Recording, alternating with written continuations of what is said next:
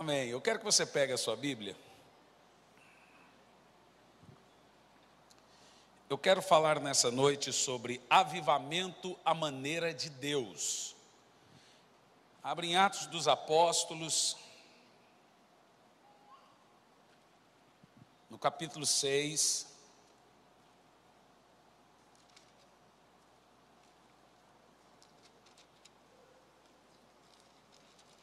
No versículo 4.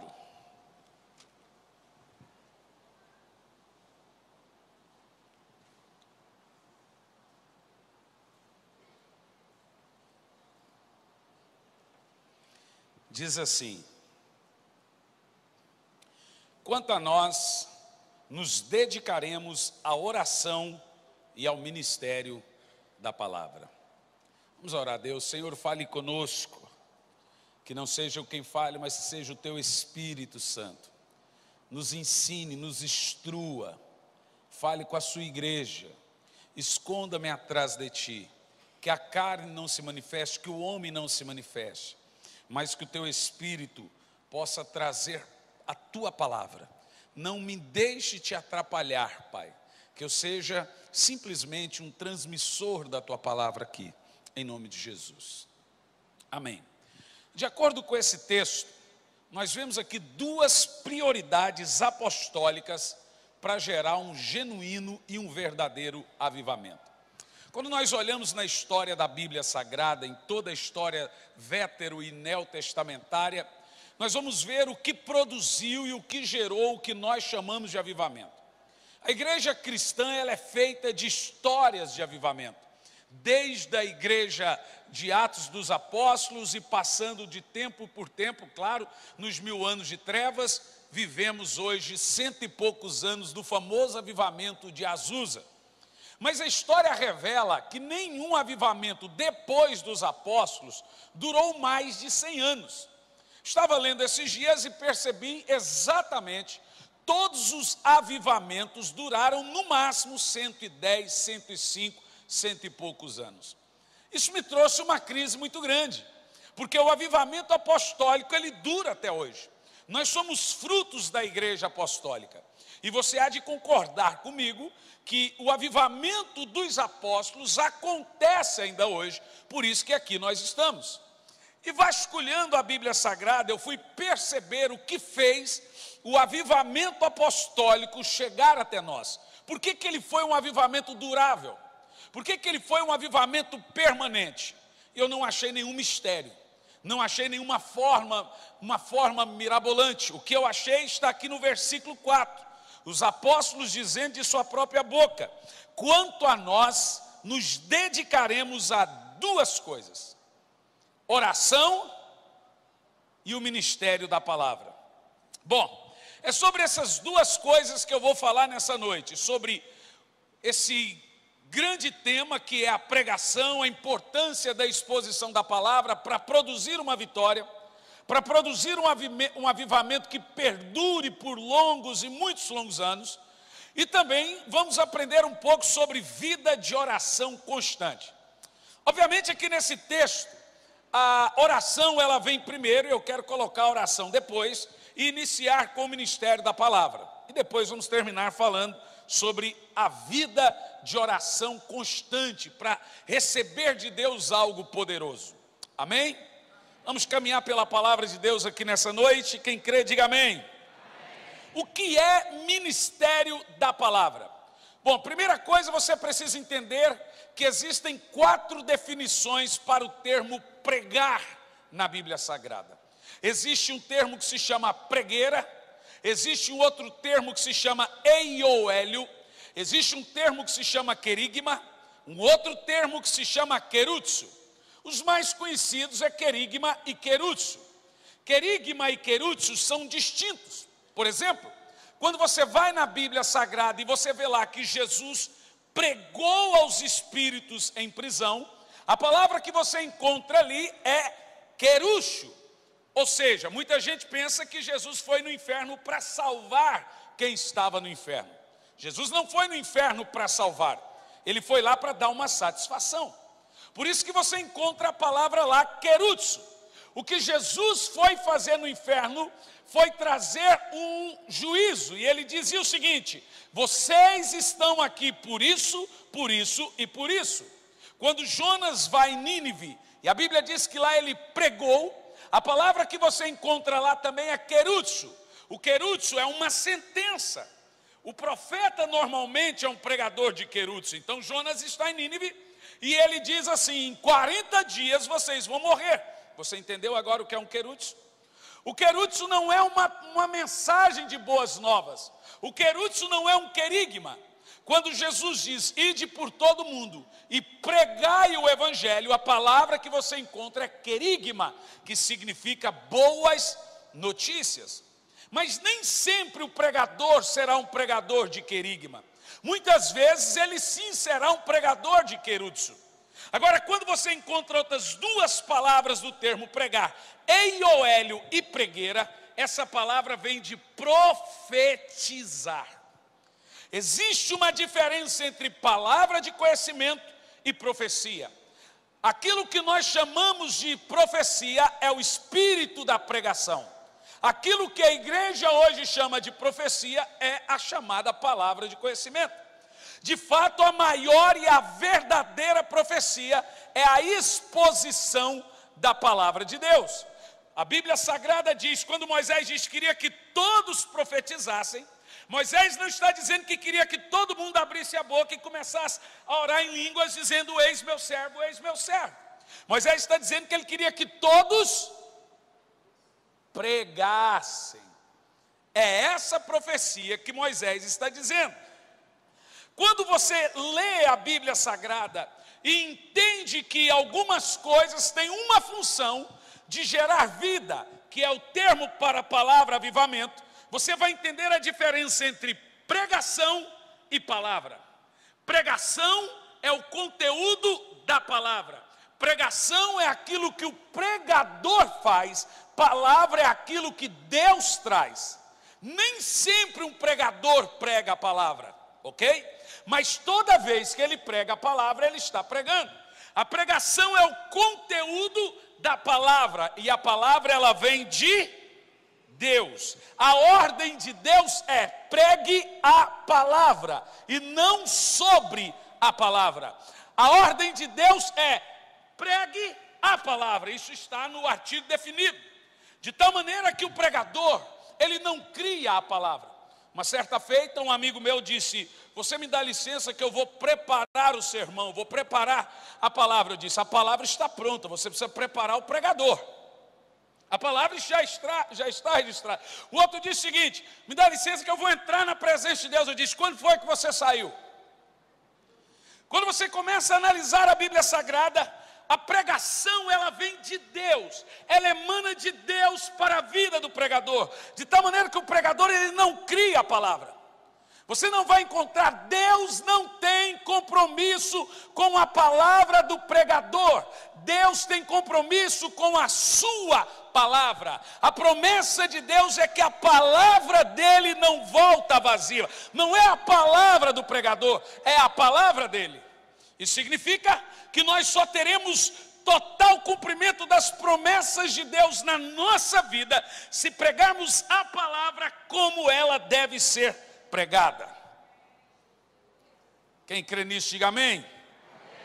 A pregação, meus irmãos, é o instrumento e o maior instrumento de Deus para trazer os seus filhos ao Evangelho.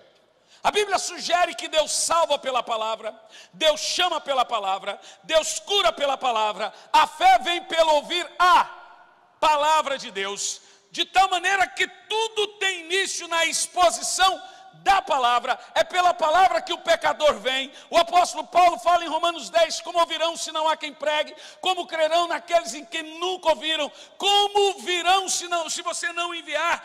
É claro que sem a pregação da palavra, nada acontece. A palavra é o mais importante.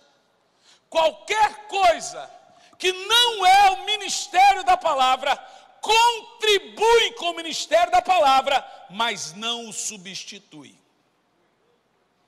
Estava pregando numa igreja, durante muitos anos eu me tornei pastor,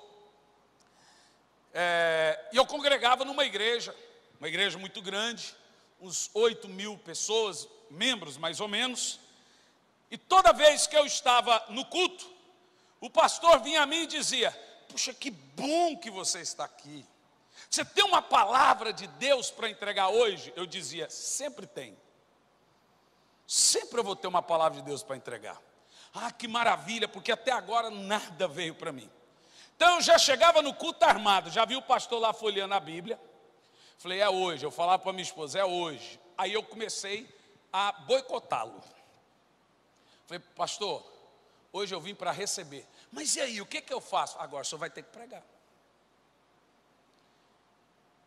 Nesse mesmo culto, às vezes você viu o pastor dizendo o seguinte: irmão, o louvor hoje foi tão tremendo, tinha tanta unção, que nem precisa pregar. Em outras palavras, Deus nem precisa falar. Deus fala pela sua palavra. Qualquer coisa que não é o ministério da palavra, irmão, contribui com o ministério da palavra, mas não substitui o ministério da palavra. O ministério da palavra é um ministério insubstituível. É um ministério que só será extinto no céu. E olhe lá, porque a Bíblia diz que mesmo depois que a igreja for arrebatada, anjos irão pregar aqui na terra. Você entende o que eu estou pregando? Abra sua Bíblia, por favor. 2 de Paulo a Timóteo, no capítulo 4, no versículo 2. Vamos caminhar um pouco sobre isso.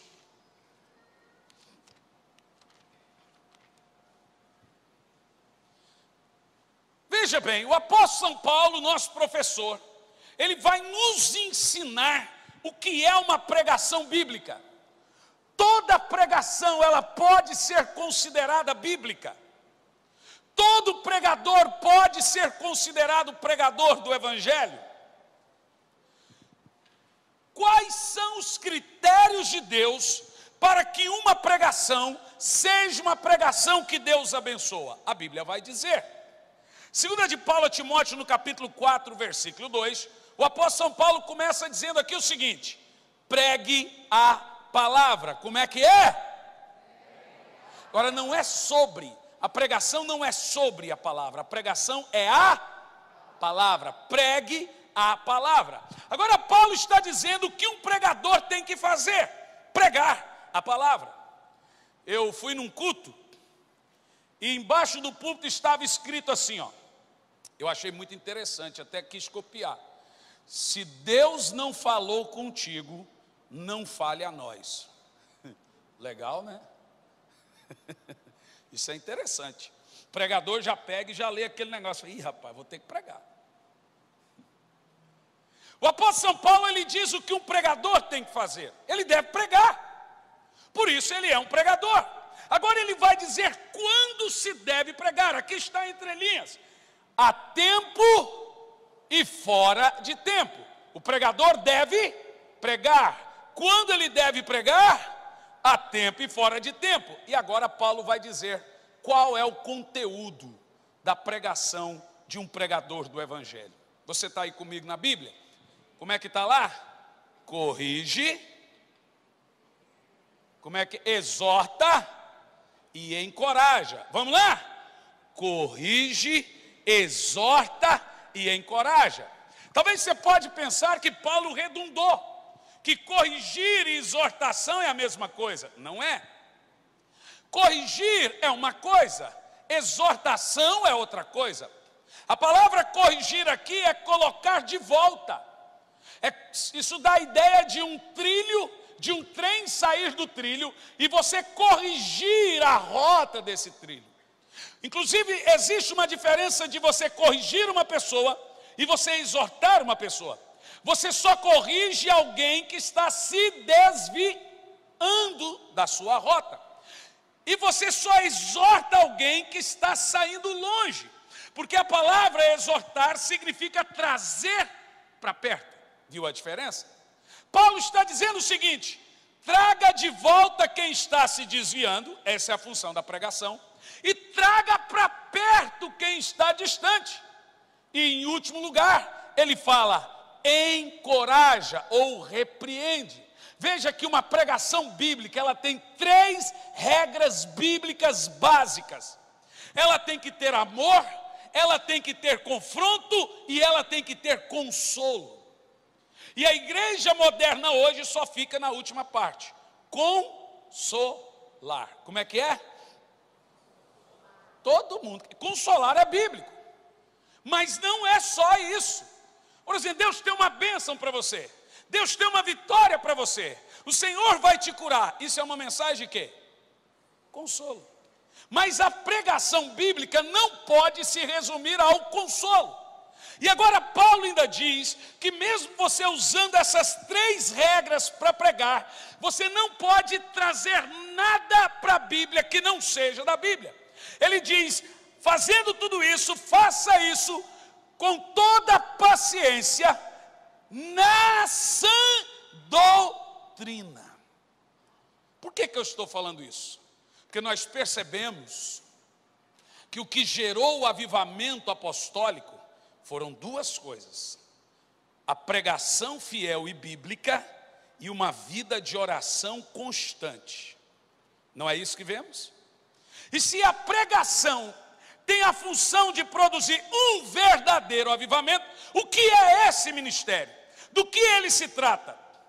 Quando eu estudo a Bíblia Sagrada, eu vejo que a igreja do primeiro século, ela foi atacada por várias forças. Pelo menos 3 forças atacaram a igreja do primeiro século. Quando você vai, por exemplo, no capítulo 4 de Atos, nós encontramos uma perseguição de fora para dentro. E como que a igreja vence isso? Você vai analisar pregação e oração. Como é que é? Agora Satanás muda a tática. Ele percebeu que crente não pode morrer perseguido. Satanás percebeu que crente tem um efeito especial no sangue dele. Satanás percebeu que crente tem sangue de sementeira. Mata 10, nasce 100, mata 100, nasce 1000, mata 1000, nasce 1000. Quanto mais mata crente, mais crente nasce. Então Satanás desistiu da perseguição e agora ele muda a tática. No capítulo 5, a tática do diabo agora é a infiltração. Ele coloca dentro da igreja um casal de hipócritas. Você conhece a história. Deixa eu te falar uma coisa aqui muito importante. Aonde o Senhor plantar trigo, Satanás plantará joio. Mas eu, pastor, não posso tirar o joio do meio do trigo, porque senão eu tiro o trigo também. Então essa é uma função do Senhor. E Deus usa algumas estratégias para tirar o joio do meio do trigo e para tirar o lobo do meio da ovelha. Por exemplo, a arma que Deus usa para limpar a sua igreja hoje, uma das grandes armas é o escândalo. Observa o que Jesus disse: é necessário que o escândalo venha. Jesus não fala isso em tom de velório, do tipo, que pena que vai vir o escândalo. Ele diz que é necessário. E por que é necessário? Porque aquele que vem para a igreja por causa de pessoas, sai da igreja por causa de pessoas. Aquele que vem por causa de Jesus, não sai.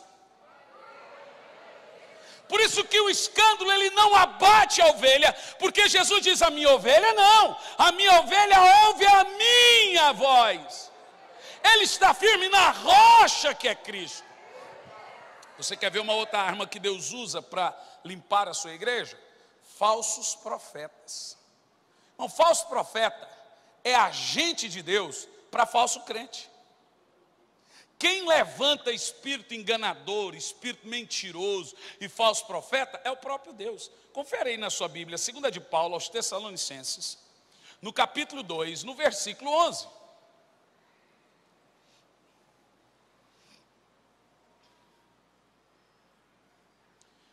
Falso profeta é juízo de Deus para falso crente. Olha o texto aí, observa comigo. Diz que assembleiano é bom de Bíblia. Assembleiano e batista, já estou acostumado.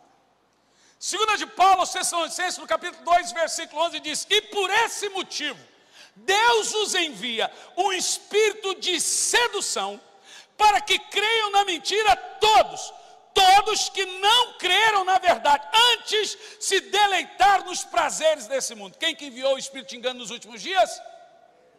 Quem? Deus. E por que Deus envia o espírito de engano? Para seduzir aqueles que amam a mentira. A maior arma de Deus para limpar a sua igreja é levantar falsos mestres e falsos profetas. A maior arma de Deus para limpar a igreja verdadeira é fazer crescer o movimento falso. Porque a ovelha não. A ovelha só ouve uma voz. Na época de Jesus, só existia uma voz. João bradava no deserto e dizia o quê? Eu sou a voz. Como é que é, gente? Quem era a voz que clamava no deserto? Quem que era? Era o próprio Deus. 400 anos, Deus bradando no meio do deserto. João não diz que ele era a voz que clamava. Ele diz que ele era a voz do que clamava. João só retransmitia a palavra de Deus.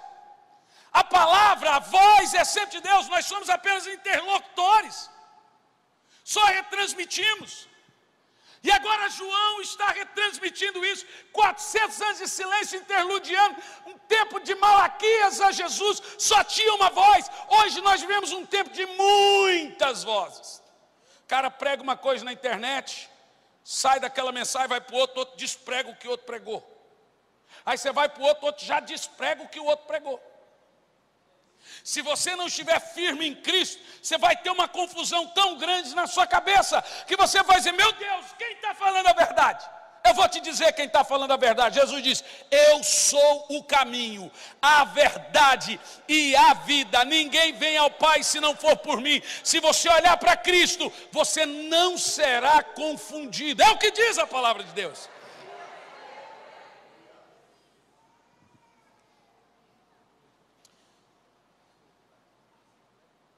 Agora, quando você vai no capítulo 6 de Atos, Satanás muda a tática de novo.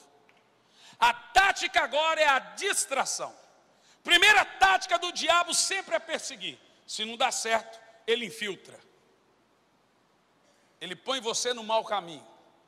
Põe gente que te leva para o mau caminho. Se não der certo, ele agora vai te distrair. Satanás agora começa a distrair a igreja. A Bíblia sugere que eles estavam distraídos com muitos afazeres e não perceberam qual era o maior chamado deles. E aí agora no versículo 4, os apóstolos caem em si. Eles vão parar. Quanto a nós, teremos duas obrigações. Vamos nos dedicar a apenas duas coisas: pregação e oração. Essa é a nossa prioridade. Irmão, é uma pesquisa feita nos Estados Unidos, pesquisou o que leva uma igreja a crescer em número e em qualidade. A pesquisa revelou que todas as igrejas que se dedicaram a estratégias cresceram. Mas todas as igrejas que se dedicaram à oração e ao ministério da palavra cresceram com qualidade. Deixa eu te falar uma coisa, avivamento não é encher igreja, avivamento é encher pessoas. O número não pode substituir a qualidade.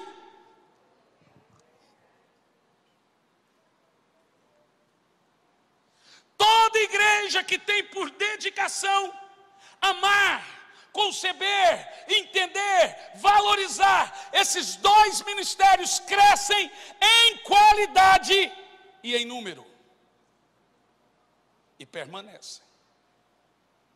Eu nunca na história conheci um avivamento que nasceu sem oração e pregação. Deixe-me te dizer uma coisa, Deus não unge métodos, Deus unge pessoas. Deus não unge estratégias, apesar delas serem muitas vezes qualitativas, abençoadas. Deus unge gente, Deus unge pessoas, Deus unge homens, Deus unge mulheres. Deus não tem compromisso com papel, Deus não tem compromisso com fórmulas e números. Deus tem compromisso com homens e mulheres consagradas. Um outro homem disse: nós estamos à procura de melhores métodos e Deus está à procura de melhores homens.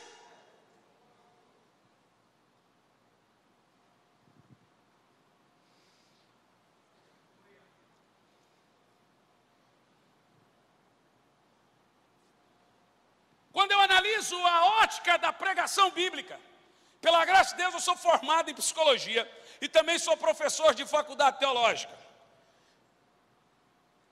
E quando eu analiso a história da igreja, que é um dos temas que eu leciono na história da igreja, e também homilética, eu começo a perceber que existem duas coisas inimigas da exposição da palavra de Deus. E que a verdadeira exposição vai corrigir isso. Uma delas é o que eu chamo de ortodoxia morta. O que é ortodoxia morta? Irmão, quando você pega Lucas, capítulo 19, na parábola das moedas, você vai ver que um daqueles camaradas diz o seguinte: peguei a sua moeda, o seu dinheiro, embrulhei, ilustrei a sua moeda de ouro e guardei, porque sabia que tu era zeloso, que o Senhor colhe aonde não planta. Esse é um grupo de gente zelosa, completamente zelosa, mas que está fazendo mais mal do que bem.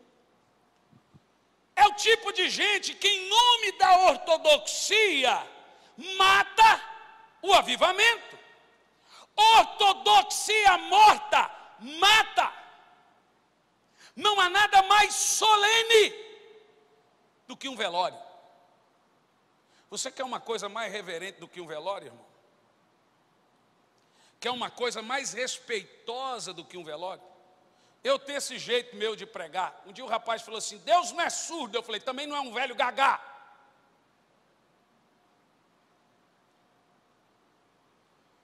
Não há nada mais desrespeitoso à glória de Deus do que uma pregação morta, sem vida. Há muitas pessoas aí que não pregam heresia.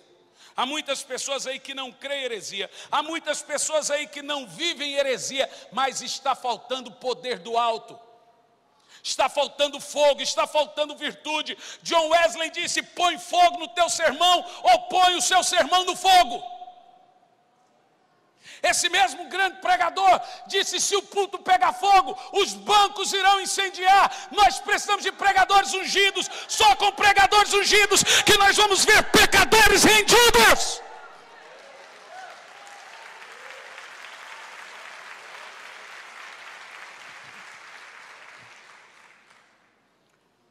Nós dependemos do Espírito Santo. A palavra tem que ser pregada com fidelidade, mas com exatidão e poder. E Paulo resume isso. Paulo fala o que é pregar com fidelidade e com poder. Ele fala: pregue na profunda convicção e no poder do Espírito Santo. Profunda convicção, poder do Espírito Santo. Profunda convicção e poder do Espírito Santo. Precisamos de poder. Pregação, irmão, é uma tarefa espiritual. Então uma mensagem gerada na mente só chega na mente. Uma mensagem gerada no coração alcança o coração. De tal maneira que uma pregação fiel, que tem o Espírito Santo como direção, não é aquele tipo de mensagem que você sai satisfeito com o pregador, é aquele tipo de mensagem que você sai insatisfeito consigo mesmo. Uma mensagem verdadeira, ela só vai gerar duas reações: ou conversão ou revolta. Uma mensagem do alto, ou ela converte o indivíduo, ou ela endurece ele de uma vez. Ou o cara se converte, ou o cara se endurece, se enfurece e vira uma fera contra a profecia. De tal maneira que o pregador, ele só vai pregar duas coisas: aquilo que ele procura, ou aquilo que ele já encontrou. O resto é papel. O resto é baixado da internet. Inclusive, grande parte dos maiores sermões de todos os tempos estão disponíveis na internet. Charles Haddon Spurgeon tem 3.800 sermões na internet, lá para você digitar no Google e baixar em PDF para o seu iPad, iPod, iPin, seu tablet. John Wesley tem 1.900 sermões lá para você baixar e ver o que é bom. J.C. Ryle, John Stott, você quer que eu faça a lista? Se o camarada pegou o sermão de Jonathan Edwards, aquele sermão, Pecadores na Mão do Deus Irado, acho que você já ouviu falar. Jonathan Edwards era gago. Então lá em Massachusetts, nos Estados Unidos, naquele frio, ele usava uma lanterna e ele não conseguia falar abertamente. Então ele escreveu o sermão inteiro, Pecadores na Mão do Deus Irado. Como um dia o rapaz me questionou por que eu olhava o sermão. Eu disse: irmão, o sermão não é para mim, o sermão é para você. Eu posso pregar 1.900 mensagens sem olhar para o sermão, mas o sermão não organiza a minha mensagem, organiza ela na sua cabeça. Aí o Jonathan Edwards lendo o sermão, enquanto ele lia o sermão, as pessoas infartavam. Uns caíam no chão, choravam, gritavam, pecadores na mão de Deus irado. As pessoas imaginavam que a terra estava abrindo para engolir eles. Gente morria. Você já imaginou se a moda pega, irmão? Mas é isso que acontece num culto cheio do poder de Deus. Quando o culto era cheio do poder de Deus, mentiroso morria. Está lá em Atos 5.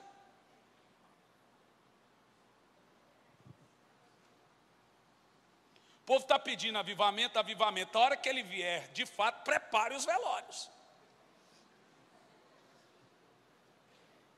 Avivamento traz vida e mata também.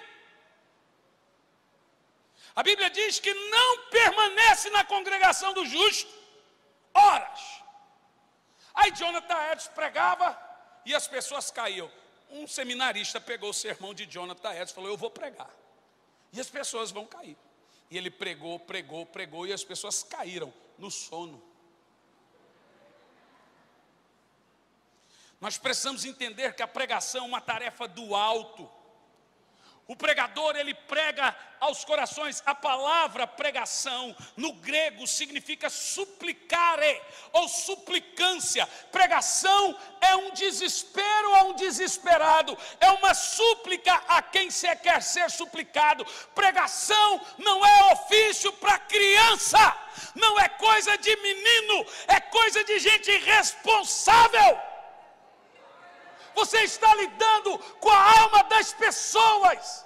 Não há um momento mais sério na terra do que o momento em que o ouvinte está ouvindo a pregação.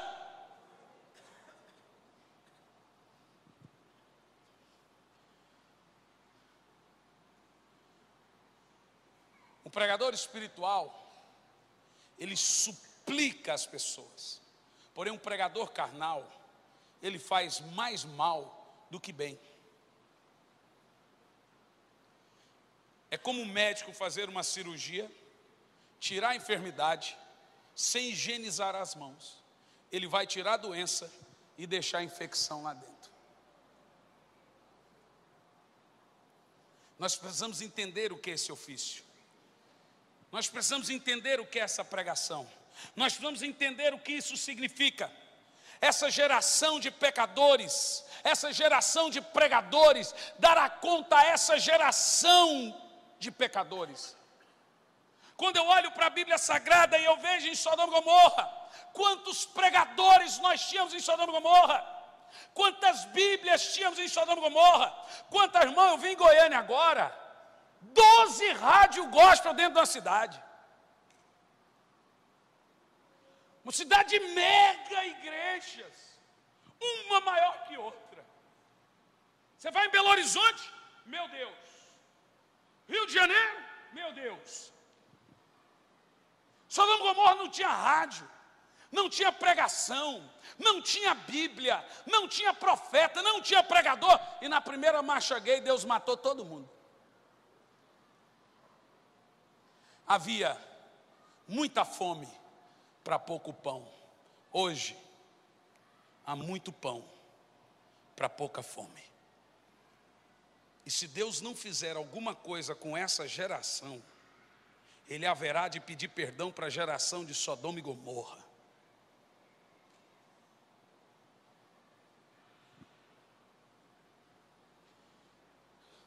Precisamos de pregadores para pecadores e de profetas para pregadores.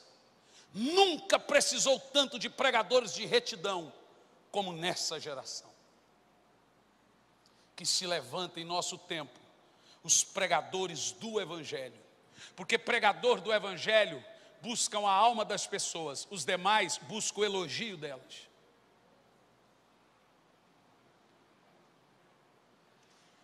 Bom, eu vou pular aqui, porque senão eu não falo do segundo ponto. Sobre a oração, para mim é o mais importante de todos. O que é oração? Vamos entender isso de uma maneira mais simples. Quem aqui fala com Deus todo dia? Você fala com Deus ou você fala de você para Ele? É diferente. É diferente. Eu posso falar com a minha esposa e posso falar de mim para ela. Amor, me traz água, amor, me traz comida, amor, me traz, amor, me faz. E eu posso falar com ela, sobre ela e para ela. O que é oração, gente? Vou te explicar aqui numa síntese bem breve. Um paradoxo entre oração e pregação, para você entender a importância de ambas as situações. Pregação é um clamor dirigido aos corações. Oração é um clamor dirigido a Deus. A pregação atinge o temporal, a oração atinge a eternidade. A pregação atinge o coração dos homens, a oração atinge o coração de Deus. Percebeu? Quem aqui ama a sua família? Mentira. Quem aqui quer que a sua família seja salva? Também é mentira. E eu vou provar para você e você vai concordar comigo. A Bíblia Sagrada diz que a oração do justo é o quê? Poderosa. Diga, a oração do justo é poderosa. Mas veja bem, a oração do justo não é poderosa por causa do justo. A oração do justo é poderosa por causa de quem ouve ela. Não é o justo que é poderoso. Porque a Bíblia diz que a oração é poderosa nos efeitos, não na oração realizada. A sua oração só tem poder se ela chegar até Deus, porque Ele é poderoso. Você não é poderoso. Tem gente que pensa que a oração dele é forte. Um dia o camarada falou, pastor, faz uma oração forte para mim. Eu falei, irmão, nunca fiz nenhuma fraca. E eles realmente pensam que tem oração forte e oração fraca. Eles pensam que tem oração poderosa. A oração é poderosa por causa dos efeitos, é por causa do Deus poderoso que o ouve, não você que ora. Agora eu vou provar para você que os dois argumentos mencionados por você não são de todos verdadeiros. A Bíblia diz que a oração do justo é poderosa em seus efeitos. Isso significa que justo quando ora o céu responde. Diga amém. Aí você me diz que você ama a sua família.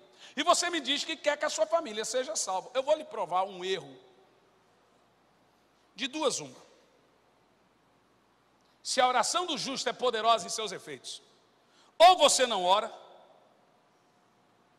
ou você não é justo. Agora, justo você é.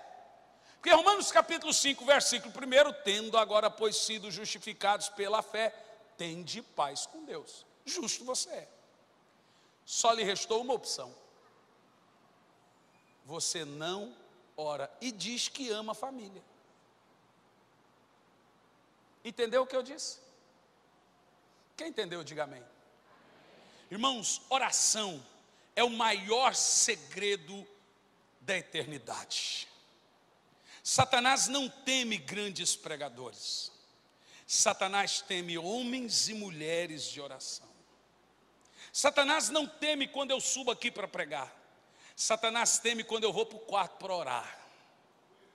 Satanás não teme pregadores famosos. Satanás teme homens rendidos a Deus, homens prostrados a Deus, homens quebrantados a Deus. Satanás não quer nem saber quanto CD, DVD, o nome que você tem, quantos visitantes você tem na internet, no YouTube. Satanás não quer nem saber. O seu nome não abala o inferno, a sua oração abala o inferno.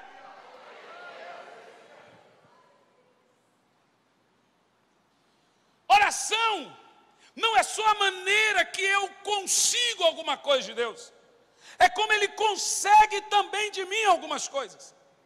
Oração é a mistura da fome sua com a sede de Deus. Você entende? Deus só realiza a vontade dEle na sua vida quando você ora. Se você não ora, a vontade de Deus não se cumpre na sua vida. Então não é só como eu consigo de Deus as coisas, é como Ele consegue de mim também o que Ele quer. O judeu ora 3 vezes por dia. O muçulmano ora 5 vezes por dia. O budista, 12 vezes por dia. O seixonoísta, 18 vezes por dia. E o cristão?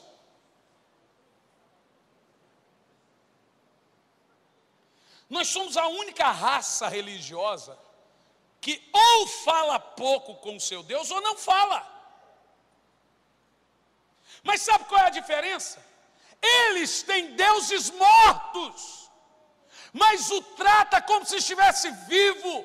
E nós temos um Deus vivo e o tratamos como se estivesse morto.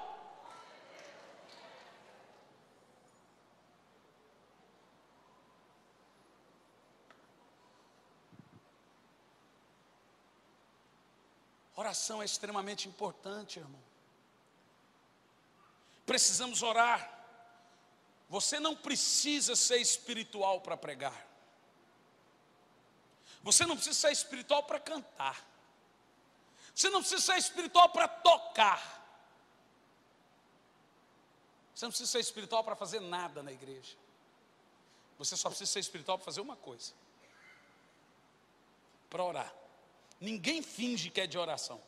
O cara finge que ora em língua, finge que fecha o olho. Chama ele para uma campanha de oração, você vai saber. A avó dele vai morrer 35 vezes, se você chama ele 35 vezes para ir no monte orar, para fazer uma campanha de 21 dias de oração de madrugada. A avó, o pai, o papagaio, todo dia ele vai enterrar alguém. Ninguém finge espiritualidade, irmão. Oração é um ofício somente de pessoas espirituais. E agora eu lhes pergunto, o maior e o mais importante ofício da igreja, aonde está ele? Aonde está o círculo de oração, a intercessão? Aonde estão aqueles que se dobram diante de Deus? Porque quem se prostra diante de Deus não se dobra a ninguém. Nós só teremos pecadores rendidos se tivermos pregadores rendidos. Deus só usa o homem grandemente depois de quebrantá-lo grandemente. Deus não pode usar o homem sem quebrantar esse homem. A grande diferença de Deus e o diabo são muitas. Deus é Deus e o diabo era só um anjo caído. Mas Satanás nos exalta para nos abater depois. Deus nos abate para nos exaltar depois. Porque Deus só pode usar um homem poderosamente depois de quebrantá-lo grandemente. E a maior forja de Deus é no momento da oração. Porque ninguém leva para a oração os seus currículos. Ninguém leva para a oração sua oratória, seus anéis, seus diplomas. Oração é auto-rebaixamento e não autopromoção. Ninguém finge orando. Olha para mim. Jesus foi um homem de oração. Jesus orou. Jesus, para ser tentado, orou e jejuou 40 dias e noites. Nós somos tentados todos os dias e não oramos. Somos melhores que Ele. Jesus foi escolher 12. Ele orou a noite inteira. Nós escolhemos, compramos, vendemos e não oramos. Somos melhores que Ele. Jesus foi de oração. Os apóstolos foram de oração. A igreja primitiva foi de oração. E nós? Que raça somos nós, afinal de contas? Porque a grande característica do cristianismo é servir um Deus vivo e se comunicar com Ele. Aí alguém diz, não pastor, veja bem, a minha vida é corrida. Eu não tenho tanto tempo assim, veja, olha, é uma correria, pastor, hoje. Então eu vou no carro falando, a geração Y, a geração do iPad, do iPod, do Facebook, do Twitter, do MSN. MSN não, o MSN é do dinossauro, rapaz, do WhatsApp, né? Geração de Periscope, rapaz, a língua estranha hoje está diferente. É Periscope, WhatsApp, Snapchat. A geração do Periscope, Snapchat, WhatsApp, Twitter, Facebook, Instagram, só vai provar uma coisa: que a falta de oração nunca foi por falta de tempo. Esse é o nosso juízo, irmãos. Essa é a nossa condenação. Você sabe por que nós somos fracos? A Bíblia sugere que nós somos fracos. Abra aí Romanos capítulo 8, verso 26. Já estou terminando. Mentira. Nunca acredite num pregador quando ele diz que está terminando, viu? Romanos 8, 26 diz assim, ó. Texto tremendo da palavra de Deus.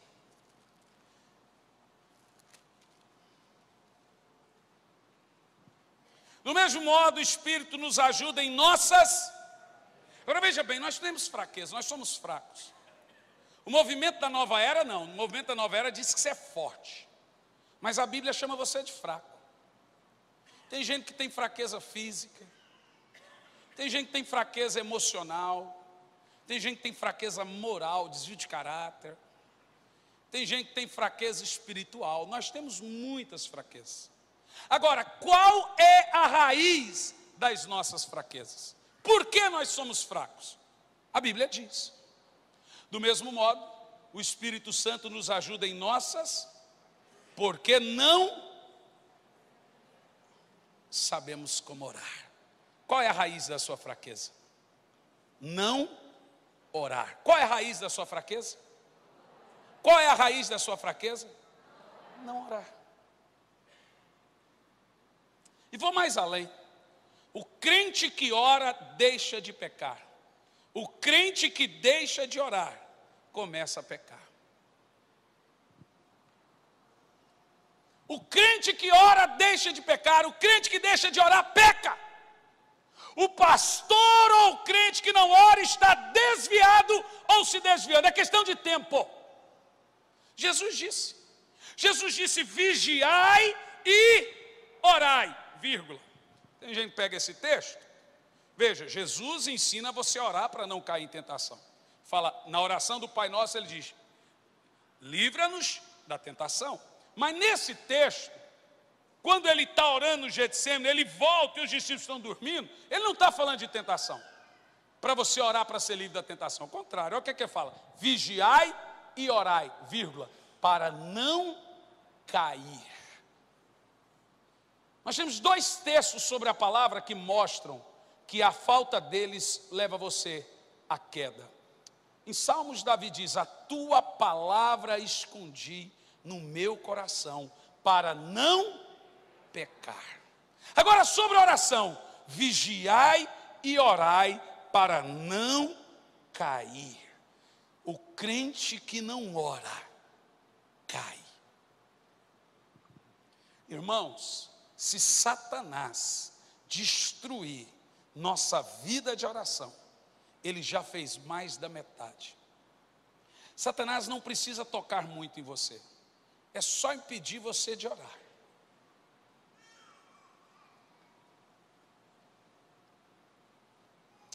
Eu já vi grandes pregadores, irmãos. Olha, eu já viajei 72 países. Sou presidente, sou vice-presidente, fui presidente, sou vice-presidente de uma agência missionária que se chama Missão Mãos Estendidas. Tem 250 missionários na África, essa missão. Distribuímos milhares de Bíblias em 5 idiomas. Em Moçambique, no Malawi, na Zâmbia, no Zimbábue, no Marrocos, e temos missionários na China. Já viajei o mundo inteiro fazendo missões. Tenho 35 anos de idade e prego desde os 13 anos. Eu já vi grandes pregadores aparecerem. E num fervor, num poder, num negócio, num helicóptero do avesso, rabo de arraia, tudo que você imagina tem direito nesses pregadores. Eu já vi pregador, irmão, fazer coisa no altar e falar, meu Deus. Eu já vi grandes pregadores caírem. Nunca vi homens e mulheres de oração caírem. O crente que ora, deixa de pecar. O crente que para de orar, começa a pecar.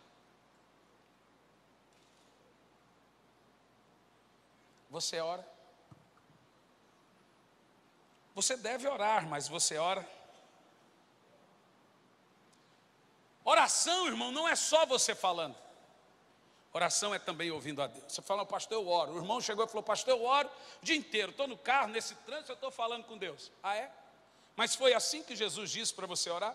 Jesus ensinou a orar, porque Jesus não ensinou a pregar. Paulo ensinou a pregar, Jesus não. Jesus nunca ensinou nada a não ser a oração. E foi a única coisa que os discípulos pediram para aprender também. Ensina-nos a orar, como João ensinava os seus discípulos. Jesus ensinou tanto a orar, que ele disse como se deve orar, aonde se deve orar, a hora que se deve orar. Ele diz, quando fordes orar, aproveita o tempo e ore, amém? Quando fores orar, entra nos teus aposentos, feche a porta e ore. Oração é estar sós com Deus, é tirar um tempo com Deus. Você tira um tempo para ir no salão, você tira um tempo para ir no supermercado, você tira um tempo para viajar. Você precisa tirar um tempo para Deus, um tempo de qualidade, só você e Ele, falando com Ele e ouvindo Ele, falando com Ele e ouvindo Ele. Ele sempre vem, porque o Senhor diz, me buscareis e me achareis, quando me buscardes de todo o vosso coração. Ele diz que os olhos não estão fechados, nem os ouvidos tapados, a quem fizer a oração diligentemente. Sabe por que a sua oração não está sendo respondida? Porque você não está fazendo isso de todo o coração. Você está aproveitando o tempo. Deus não está aqui para ser aproveitado. Deus está aqui para ser glorificado. A Ele a honra, a glória, o domínio e o louvor.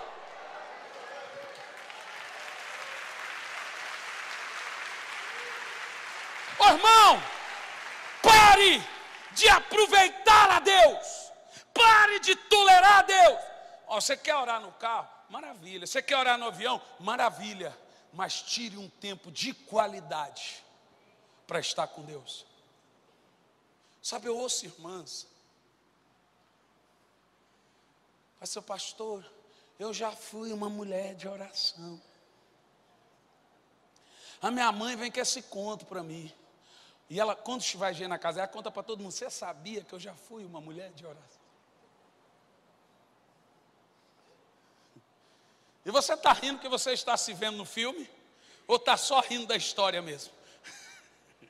Eu espero que seja a segunda opção. Pastor, eu já fui de muita oração. É? Morreu por quê? Nós devemos orar, irmãos.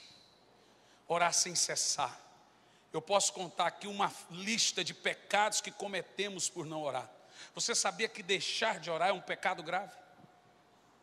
Veja bem, quando você não ora, sabe qual é a mensagem que você manda para Deus? Não se meta na minha vida. Quando você não ora, sabe qual é a mensagem que você manda para Deus? Não pedir sua opinião.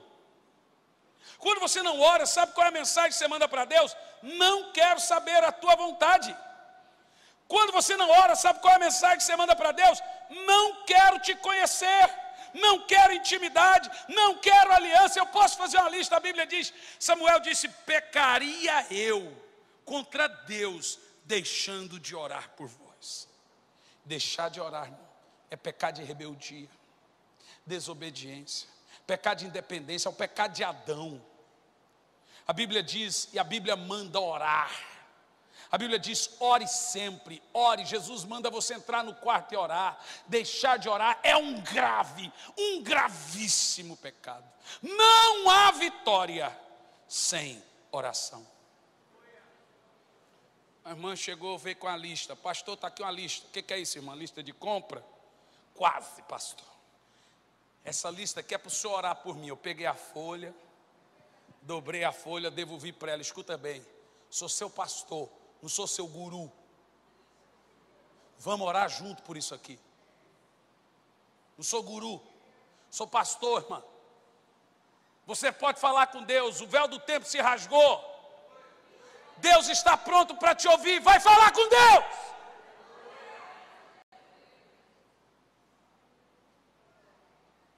Vai falar que Ele te ouve. E hoje aqui, você vai entender e levar isso no seu coração. Pastor, o que eu faço para ter uma vida de oração constante? Comece. Ore até quando você não tiver vontade de orar. Ore para pegar o hábito, até pegar prazer. Ore. Ore todo dia. Escolha um lugar, uma hora, um momento, e não abandone aquilo por nada. Comece a orar já, irmão. Comece a orar hoje. Comece a orar, porque você vai ouvir a Deus e Deus vai ouvir você. Você precisa orar.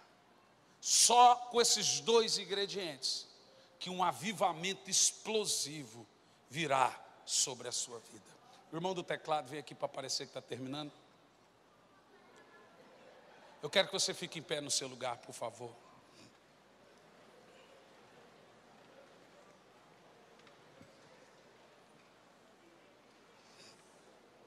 Eu quero que você feche os seus olhos.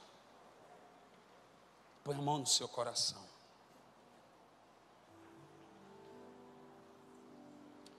E você vai assumir dois compromissos com o Senhor aqui nessa noite.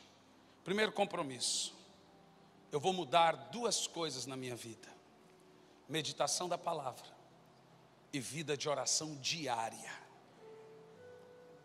Não fazer nada sem orar, não fazer nada sem falar com Deus. Irmão, nunca ouça um homem que não ouve a Deus. O Brasil está assim, do jeito que está essa bagunça, porque os governantes lá em cima nunca ouviram a Deus. Nunca ouça um homem que não ouve a Deus. Deus, Tiago fala que o Espírito Santo anseia por nós com gemidos inexprimíveis. Sabe o que significa? O Espírito Santo tem mais vontade de mim do que eu tenho vontade dele. E a Bíblia diz que Deus só dá água para quem está com sede. Quem não está com sede, Ele não derrama água. É só sobre os sedentos. Se você quer ter fome, de ter fome, porque antes de ter fome, você tem que ter vontade de ter fome. Clama: Senhor, eu estou frio, me perdoa por não orar. Me perdoa por não buscar a Tua face. E aqui hoje eu vou adquirir vitórias através da oração. O céu vai se abrir diante da minha cabeça. Ore a Deus, 3 minutos. 3 minutos eu quero que você ore a Deus.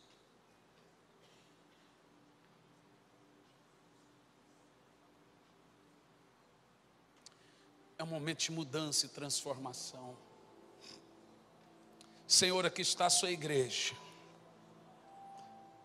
Aqui está o seu povo. Cremos, meu Pai, que há algo vindo sobre nós. Algo glorioso da parte do Senhor vindo sobre a sua igreja no Brasil. Clamamos ao Senhor, Pai, em nome de Jesus, que haja mudança e transformação. Amém e graças a Deus.